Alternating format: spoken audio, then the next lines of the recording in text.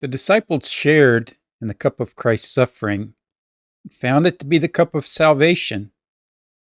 May we be strengthened by their example and remain faithful to our baptismal vows, even when it leads us to the cross. Good morning. It's great to be here for another day of life on planet Earth. Meditation today is from Simone Weil, who was a French philosopher, author, and mystic. She passed away in 1943. Since 1995, more than 2,500 scholarly works have been published about her, including close analyses and readings of her work. I will put a link to an article about her in the description below. The sin against the spirit consists of knowing a thing to be good and hating it because it is good. We experience the equivalent of it in the form of resistance every time we set our faces in the direction of good.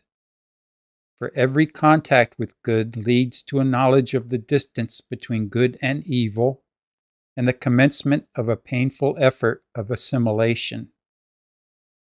It is something which hurts, and we are afraid. This fear is perhaps the sign of the reality of the contact.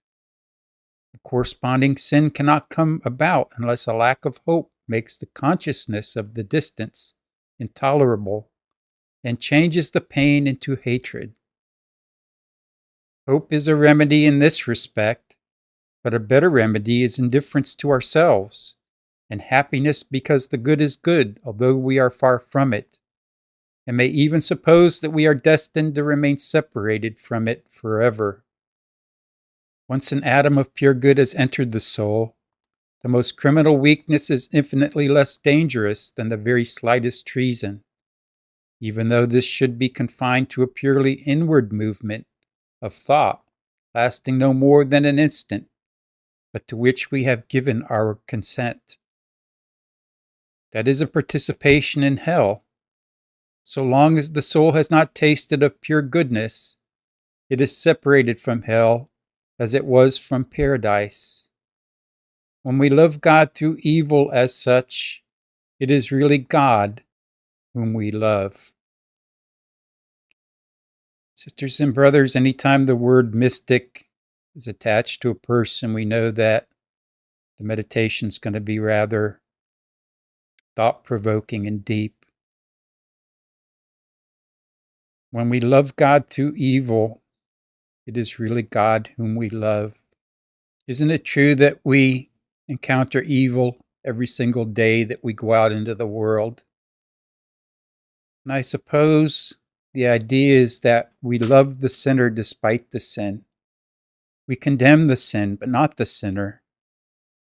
A great many Catholics are brought up believing that the sin against the Holy Spirit is more or less suicide, since we are imparted with the Holy Spirit, making our bodies the temple of the Most High God. And to take that life is the blaspheme of the Holy Spirit. But even in those situations, sisters and brothers, we should not judge people. And I'll give you a story that a very holy priest told me at one time about a young girl in a Catholic community who threw herself off of a bridge into a river and ended up drowning. It was a suicide. The family and the community was distraught because they felt like her soul was lost, condemned for what she had done. And it was only later that the priest said that he met one of the local farmers who told him that the day that the girl threw herself off the bridge, further downriver on the edge of his farm, he heard the faint cries of a young girl's voice crying out for help. So sometime between the bridge and when she passed away, she was sorry for what she had done. In the bottom line, what the priest was trying to say was that we should never judge, even in those extreme cases when others tell us we should. Never judge another human being. May God bless you this day. May He bring peace upon the earth. And with His help and blessing, may we meet again soon.